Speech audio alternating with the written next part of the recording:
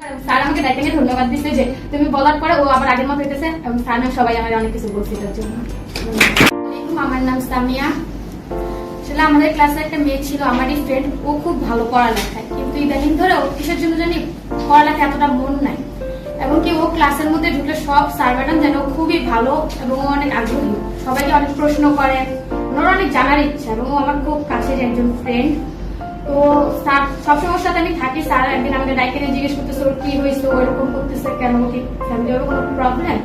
ওর সাথে আমি কথা বলি, এমনি তো কথা বলি, তারপরও যে আপু যে অনেক সুন্দরভাবে কথা সে মাপের মতো মানে বলার চেষ্টা করতে পারি নাই বলতে, কিন্তু আপু যে মেন মেন কথাগুলো বলে, যে কথাগুলো মানে শুনলে আমাদের মাথায় একবার ঢুকে যায়, ওইভাবেই বলার চেষ্টা করছি, কিন্তু এভাবে আসলে কথাটা বলতে পারি নাই। তবুও বলার চেষ্টা করছি, পরবর্তী আমার ফ্রেন্ড ওর ব্যাপারে সবই আমি জানি, তারপরে বলার চেষ্টা করছি। পরে হলো যে ওর সাথে কথা বলার পরে ক্লাসের মধ্যে যখন আমাদের টিফিন টাইম যায়, তখন আপু যেরকম যে অনেক ধরনের এক্সারসাইজের কথা বলে,